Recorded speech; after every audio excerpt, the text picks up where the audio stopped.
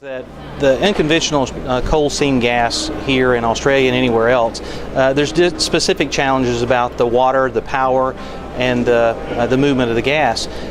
What's going to be interesting, and the main message I have, is about putting that together, and that it's all about having the right strategy, the right people, and the right focus on the differences within coal seam gas and unconventional gas. And to me, it's about patience, the dewatering, and the ability to make sure that you're focused on the strategy that you have and stick with it.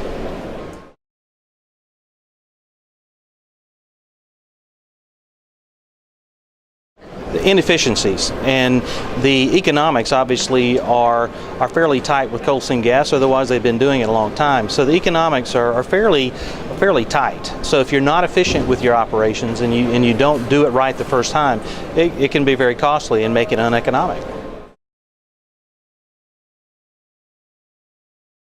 I'd say one of the most exciting projects that I worked on, and kind of more challenging, was a project that I was responsible for in the North Sea.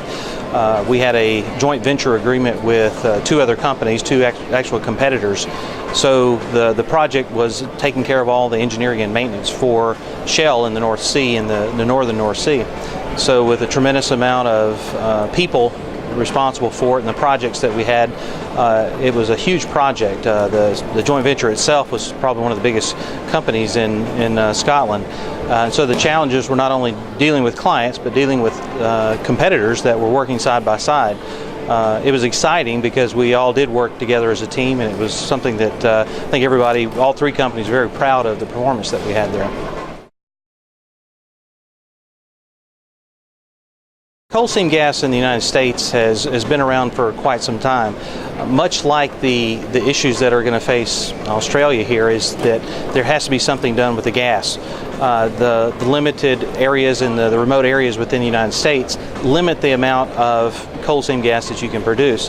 So the challenges that were there are the challenges that Australia is going to face. But there's tremendous excitement here in the conference about the future for coal seam gas, and specifically about the liquefaction, the LNG process, to be able to export the gas, which is something that's going to be tremendous of value to Australia and wherever the exportation takes it.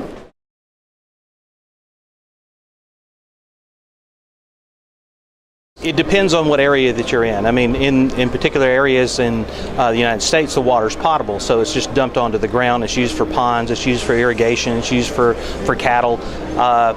So it depends on where it is. The challenges in the use of a water technician are giving it the proper focus. If you can't get rid of the water, you can't produce the gas.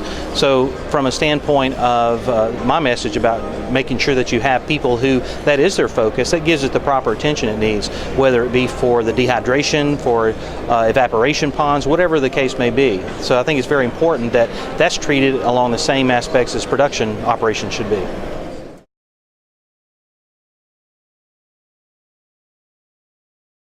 Interestingly enough, there's a lot of parallelisms, and in the conference discussions that I've seen so far, there were quite a few mention of the shale gas up in the United States.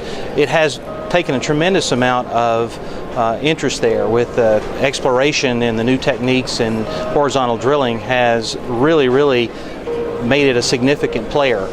So with that discovery, that there's a whole lot more exploration opportunities for people. They've taken the opportunities, they pushed it, and just in a discussion I just listened to, there was also the topic of it may decrease the amount of exported gas that the United States is going to need. It's something that, as technology expands, the new ways to extract gas from tight sands and from shale, it's obviously going to be a huge opportunity for Australia as well.